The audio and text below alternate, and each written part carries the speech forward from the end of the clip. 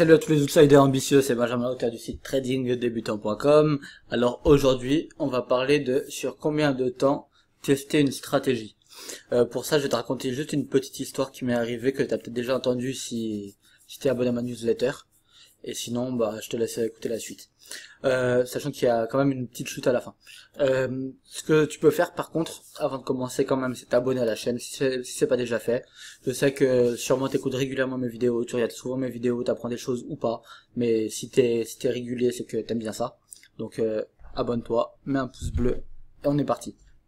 Donc en fait, pour te dire sur combien de temps tester une stratégie, c'est un petit peu compliqué.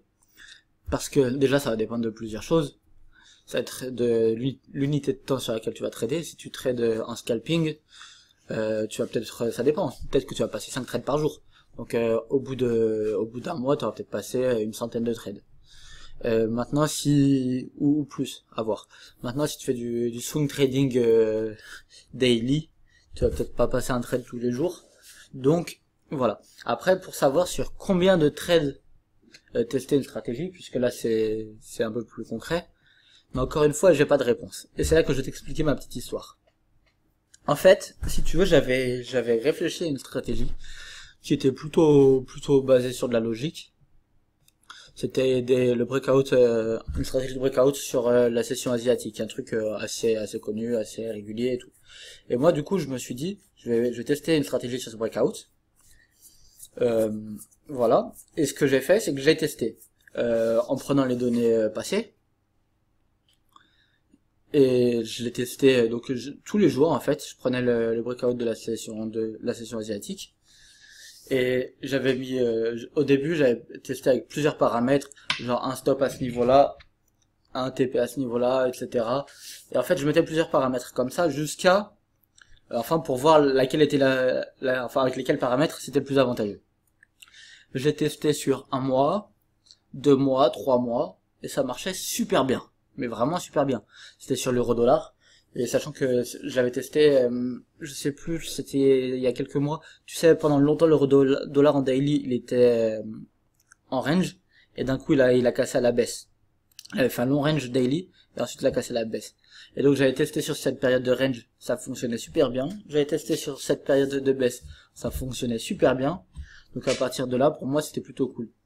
J'ai testé sur 3 mois, 4 mois, et j'étais à une moyenne de limite entre, je sais plus, 100 et 200 pips par mois, tu vois. Donc franchement, c'est vraiment pas mal, surtout que je crois que c'était une moyenne de un trade perdant à chaque fois. Un truc comme ça. Un trade perdant par mois, en moyenne. C'était vraiment terrible. Moi, j'étais trop content et tout. Non, mais ça y est, j'ai trouvé un truc de fou. Comment ça se fait que personne n'y ait pensé et tout. Je suis pas quelqu'un de plus intelligent que la moyenne, quoi. Donc voilà, je comprenais pas, mais j'étais content.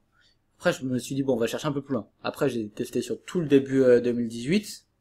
Je crois que c'était la période de mai ou juin, je sais plus. Donc, j'ai testé sur tout 2018.